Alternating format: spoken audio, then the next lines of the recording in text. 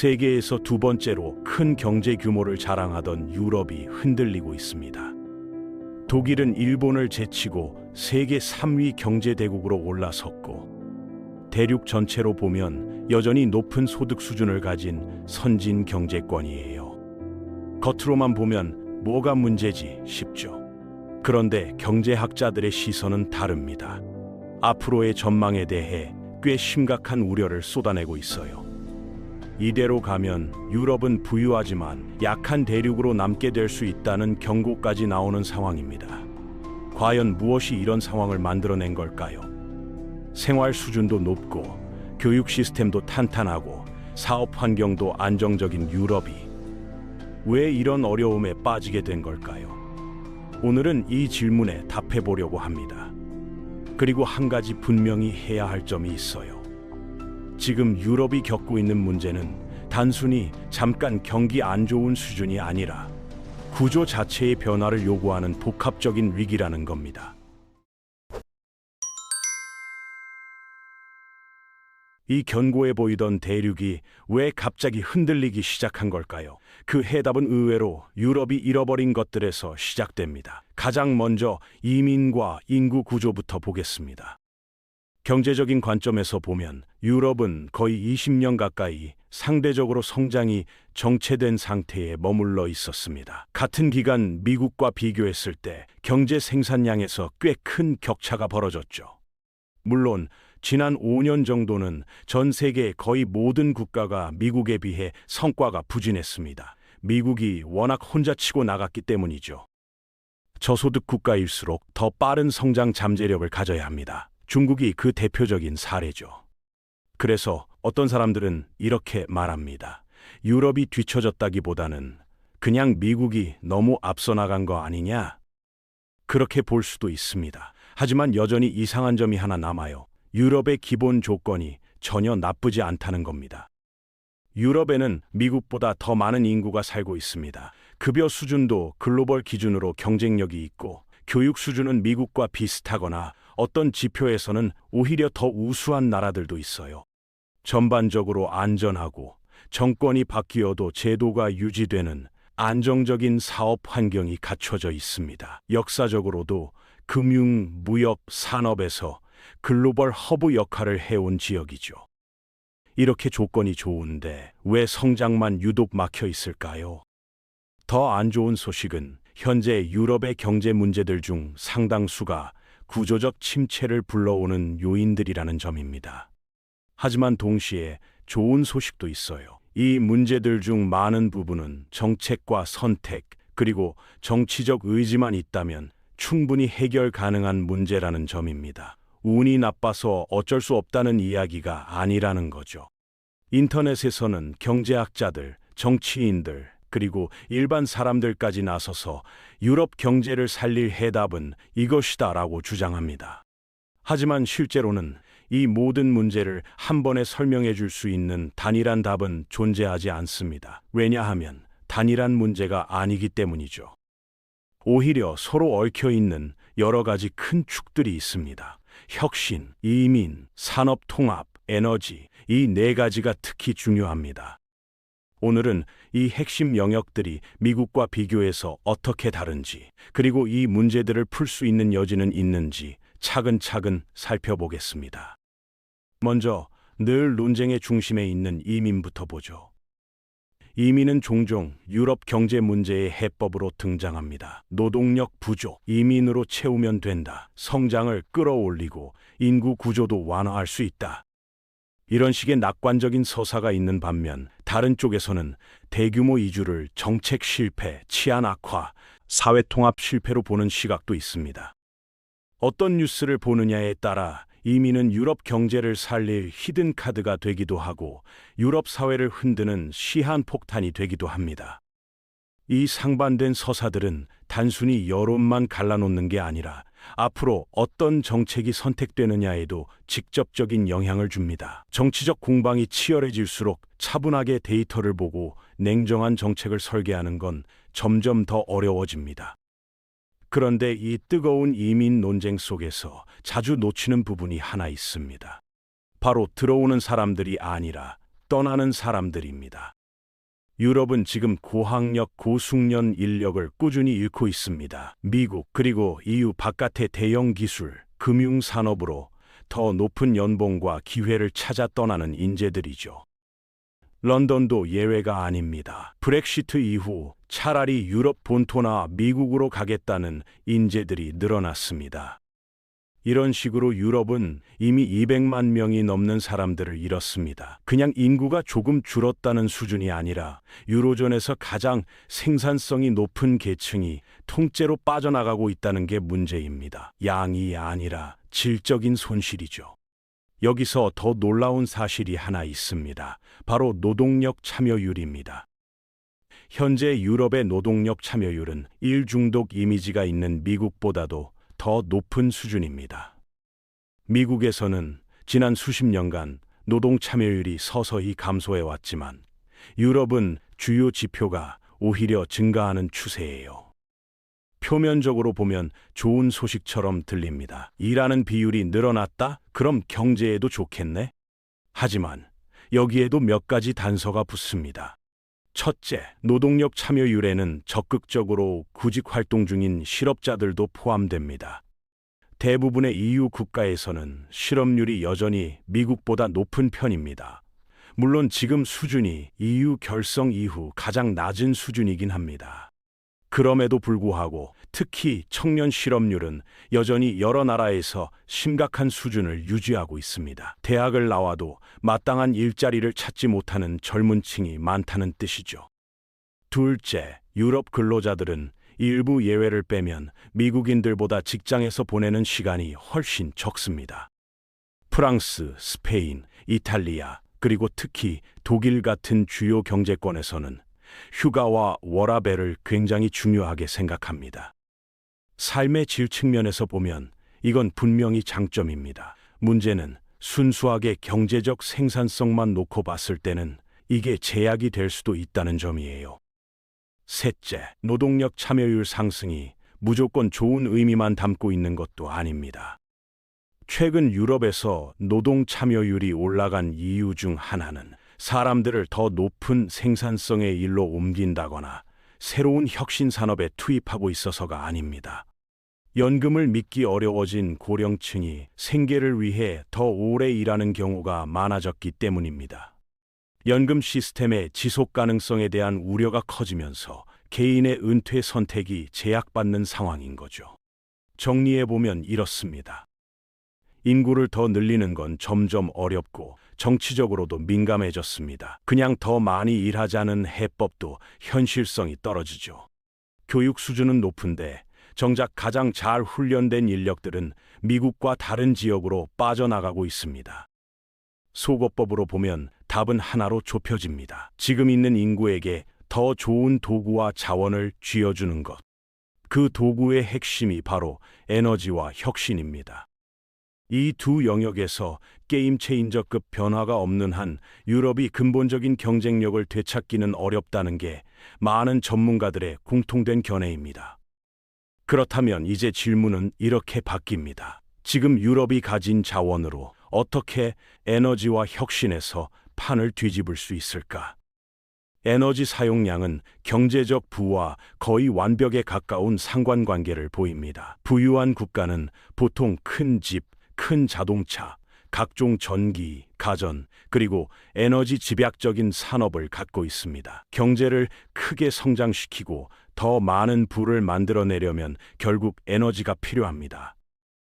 아이슬란드는 지열이라는 거의 공짜 에너지를 활용해 경제적 이익으로 연결시켰고 북대서양 한가운데 있는 척박한 섬이면서도 세계에서 가장 부유한 경제 중 하나가 될 수 있었습니다. 그렇다면 유럽 대륙은 어떨까요?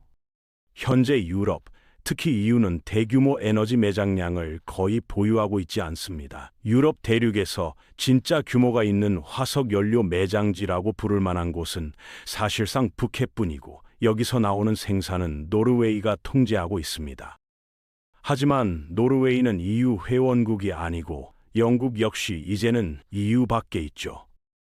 네덜란드는 최근까지 천연가스의 주요 생산국이었습니다. 하지만 여러 가지 이유로 생산량을 크게 줄였고 앞으로 10년 안에 완전히 생산을 멈출 가능성이 큽니다. 환경 문제, 지진 위험, 지역 주민들의 반발 등으로 인해 정치적으로 가스 생산을 계속 이어가기 어려워졌기 때문이죠.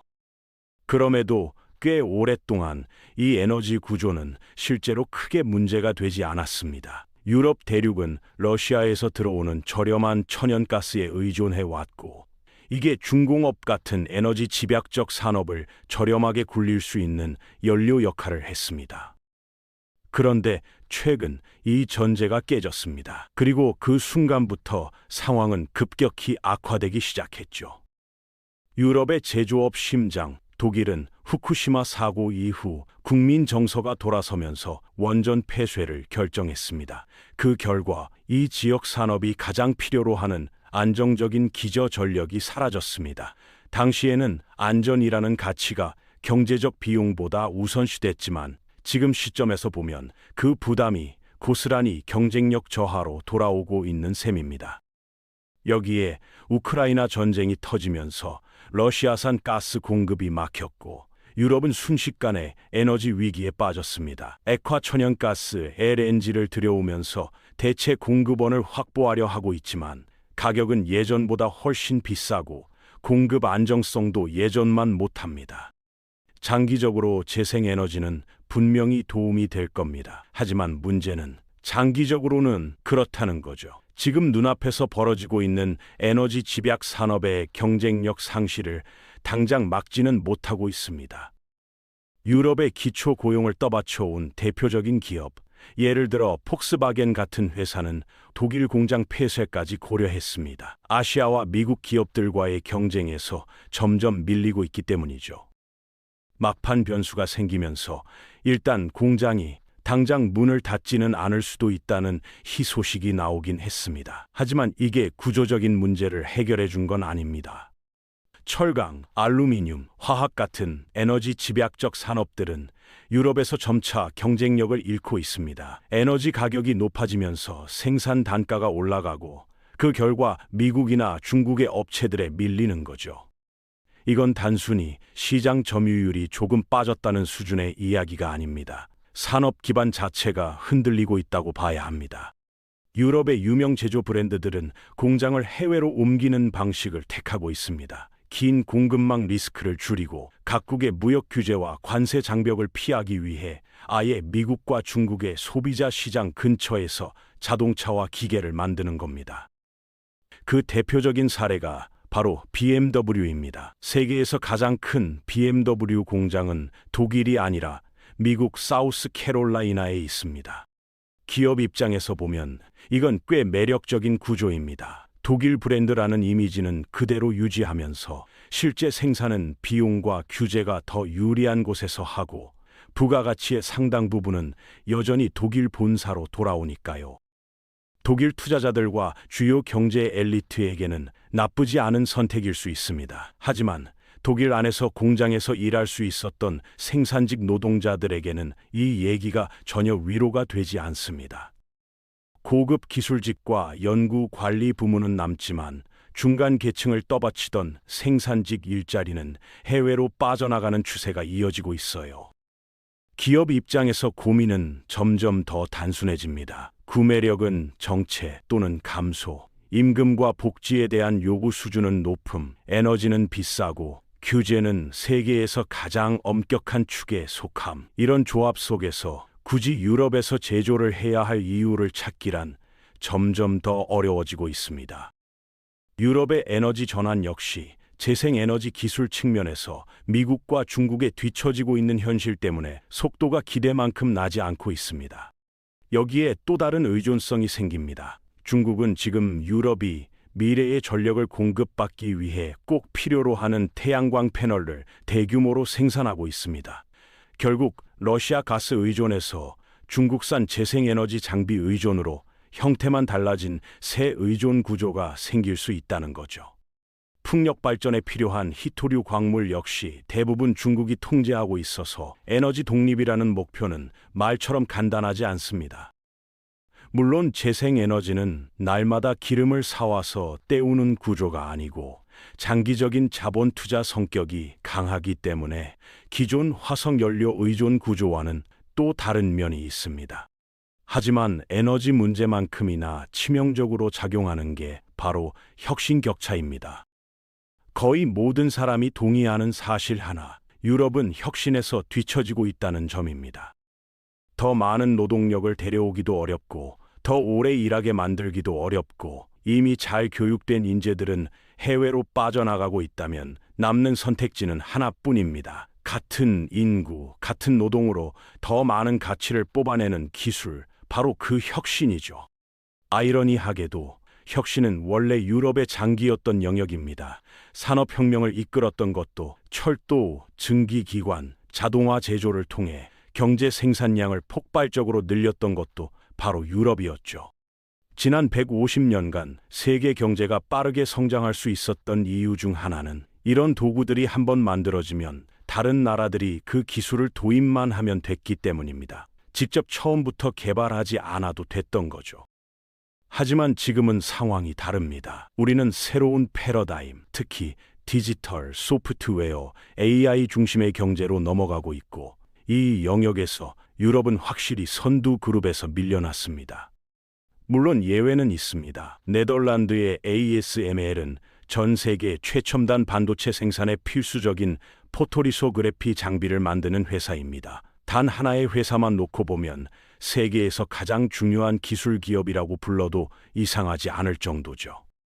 하지만 이 예외적인 사례를 빼고 나면 진짜 최첨단이라고 자신 있게 부를 만한 유럽 기업을 떠올리기가 쉽지 않습니다. 스웨덴의 스포티파이, 핀란드의 노키아, 독일의 SAP 같은 글로벌 기술 기업들이 있긴 합니다.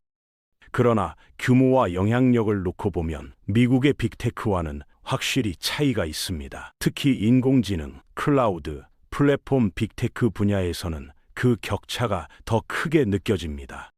이게 왜 문제냐면 현대 경제에서 고부가 가치 창출의 상당 부분이 이런 기술 영역에서 나오기 때문입니다. 사람들이 손으로 물건을 조립하는 일은 시간당 추가되는 가치가 제한적입니다. 그 사람들에게 세계 최고 수준의 산업용 장비를 주고 교육을 통해 워크플로를 최적화해도 많아야 10배 정도 생산성을 끌어올리는 수준입니다. 하지만 누군가 몇 시간을 들여 기존 제품을 조금 개선하는 설계를 해내면 그 이후에 생산되는 모든 제품에 그 가치가 반복해서 더해집니다. 특히 소프트웨어는 한번 개발하면 복제 비용이 거의 0에 가까운 구조라 몇 시간의 작업이 잠재적으로는 무한복리처럼 누적될 수 있습니다. 유럽 산업에는 이 두 번째 유형, 즉 디자인, 설계, 소프트웨어, 시스템 최적화 영역에서 역량을 가진 엔지니어들이 많이 있습니다. 하지만 그들이 만들어내는 기업과 생태계의 규모는 실리콘밸리나 중국 선전과 비교했을 때 상대적으로 초라하게 보일 수밖에 없습니다. 그 이유는 단 하나가 아니라 여러 요인이 겹쳐 있습니다. 가장 중요한 키워드는 임계 질량입니다. 미국은 최고의 대학, 최고의 자본, 그리고 이미 성공한 기술 기업들이 한 지역에 몰려있는 구조를 가지고 있습니다. 사람들은 이런 곳을 향해 움직입니다. 스타트업을 하고 싶은 사람은 스타트업 생태계가 있는 곳으로 가고, 투자자는 스타트업이 몰린 곳으로 가고, 새로운 회사는 그들이 돈을 구할 수 있는 곳 근처에서 시작됩니다. 유럽은 지난 수십 년 동안 더 높은 수익과 더 큰 성공 확률을 찾아 재능과 자본을 미국에 잃었습니다. 결과적으로 그 자본과 인재가 모여 만들어진 미국의 기술 회사들이 다시 세계를 지배하는 구조가 된 겁니다. 여기에 역사적 배경도 겹칩니다. 유럽은 2차 세계대전 이후 폐허가 된 상태에서 재건을 해야 했습니다. 반면 미국은 전쟁의 피해를 거의 입지 않은 채 글로벌 기축통화, 달러를 손에 쥔 상태에서 세계 자본을 빨아들였습니다.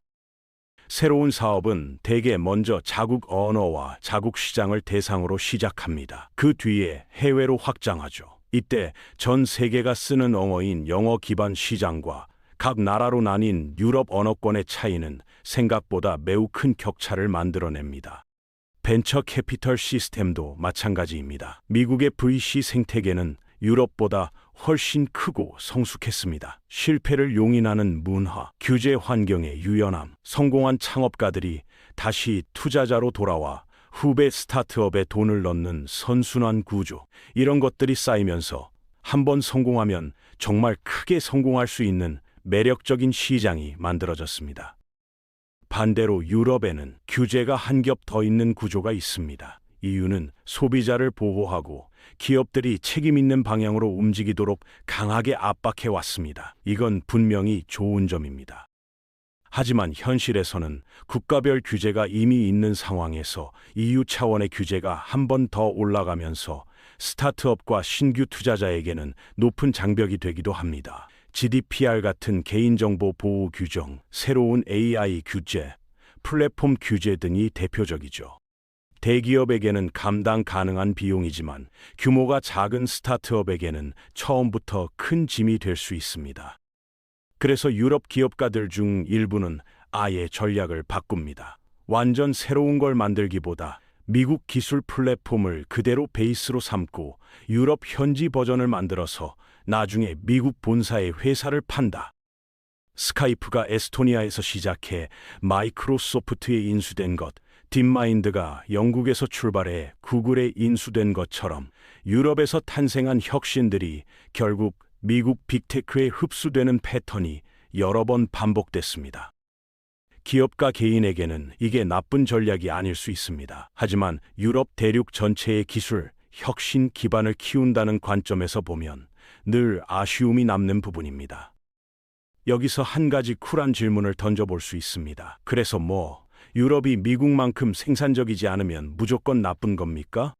꼭 그렇지만은 않을 수도 있습니다. 대규모 글로벌 기술 기업들은 국가의 GDP 수치를 끌어올리기에는 좋지만 그 성과가 모든 국민의 삶의 질로 곧바로 연결되지는 않습니다. 빅테크는 의외로 많은 사람을 고용하지 않거든요.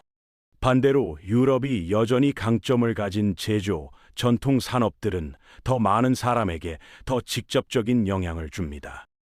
또 하나 중요한 점은 달러의 지위입니다. 전 세계 투자자들이 미국 시장에 투자하고 달러를 기축통화로 보유하려 하기 때문에 달러 가치는 실제 경제 펀더멘털보다 더 높게 평가되는 경향이 있습니다.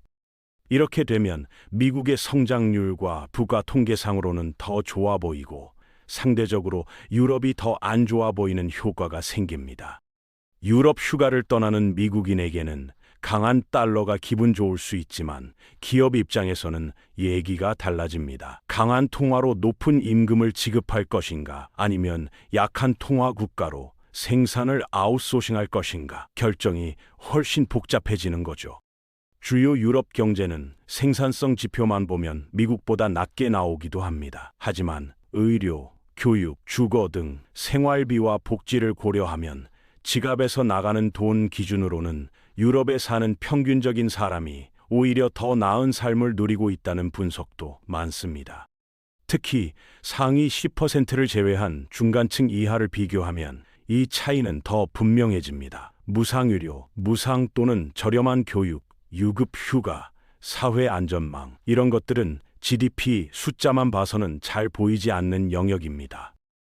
그렇다고 해서 유럽은 아무 문제 없다는 뜻은 절대 아닙니다. 오히려 장기적인 침체와 혁신 격차가 계속되면 두뇌 유출, 청년 실업, 사회적 이동성 정체 이런 문제들이 계속 쌓이면서 결국 지금 누리고 있는 사회복지 시스템 자체를 지탱할 힘이 줄어들 수 있습니다. 다시 말해 지금의 유럽식 삶의 질을 지키기 위해서라도 어느 정도의 성장과 혁신은 필수입니다. 최근 EU라는 기관이 서로 다른 경제 구조를 가진 여러 국가들을 하나로 묶으면서 추가적인 과제들을 만들어내고 있다는 점도 별도의 이슈입니다. 중요한 건 하나입니다. 유럽의 미래는 이 복합적인 문제들을 얼마나 현명하게 풀어내느냐에 달려있다. 앞으로 수십 년간 유럽의 경쟁력을 좌우할 두 가지 거대한 흐름이 있습니다. 바로 녹색 전환과 디지털 전환입니다. 유럽이 이 두 흐름 속에서 어떤 선택을 하느냐가 유럽이 다시 세계의 선두에 설지 아니면 부유하지만 점점 약해지는 대륙으로 남을지를 결정하게 될 겁니다. 단순히 미국 따라하기가 아니라 유럽만의 강점과 가치를 살리면서 새로운 모델을 만들 수 있을지, 바로 그 실험이 지금 진행 중인 거죠. 유럽은 지금 중요한 갈림길 앞에 서 있습니다. 그리고 그 선택이 유럽의 다음 세대를 결정하게 될 것입니다.